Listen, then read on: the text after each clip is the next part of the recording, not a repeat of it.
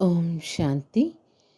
இன்று அறிவோமா ஆன்மீக பகுதியில் நாம் உணர்வு பூர்வமாக இருக்க வேண்டுமா அல்லது வேண்டாமா என்ற தலைப்பை பற்றி பாகம் 3இல் பார்க்கலாம்.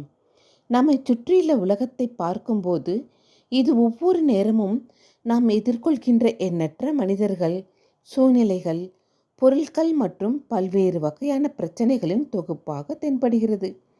சில நேரங்களில் மகிழ்ச்சியிலும் அன்பிலும் உணர்ச்சி வசப்பட்டு அழுவதும், சில சமயங்களில் துக்கத்திலும் அதிருப்தியிலும் இருப்பதும் இயற்கையானது.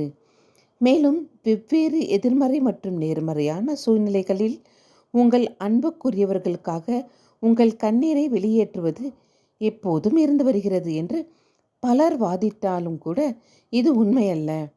உள்ளார்ந்த இருப்பு அல்லது ஆத்மா பிறப்பு மற்றும் மறு பிறப்புகளின் படிகளில் இறங்கி ஒரு குறிப்பிட்ட காலகட்டத்தில் பலவீனமாகிவிட்டது.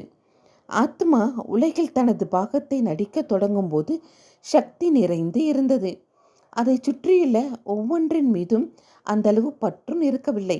இதன் விளைவாக ஆத்மா குறைவாக உணர்ச்சி வசப்படுகிறது, ஆனால் அதிகமாக மகிழ்ச்சியாக இருக்கிறது.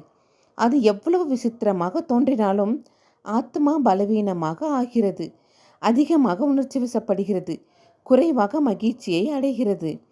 உங்களை விடுவிப்பதற்கான திறவுகோல் முதலில் உணர்ச்சி வசப்படுதல் என்பது சரியான சுதந்திரத்துடன் இருப்பது அல்ல என்பதை ஏற்றுக்கொள்வது ஆகும்.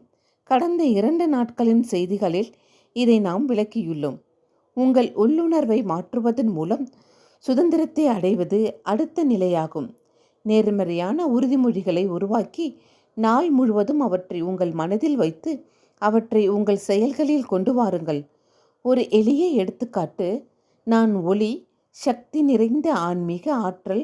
நான் என் கண்களின் ஜன்னல்கள் வழியாக என்னை சுற்றியுள்ள அனைத்தையும் பார்க்கிறேன். ஒவ்வொரு காட்சிக்கும், ஒவ்வொரு நபருக்கும், ஒவ்வொரு பொருளுக்கும் ஆன்மீக சக்தியையும் மகிழ்ச்சியையும் பரப்புகிறேன். அவர்களின் ஆற்றலை பெற்றுக்கொள்ளலாம் என்று இனிமேல் சார்ந்து இருக்கப் போவதில்லை.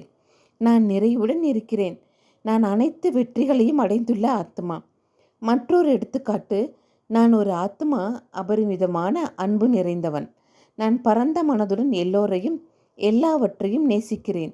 ஆனால் நான் பற்று வைக்கவில்லை. அதனால் அன்பில் நான் ஒருபோதும் புண்பட்டதில்லை.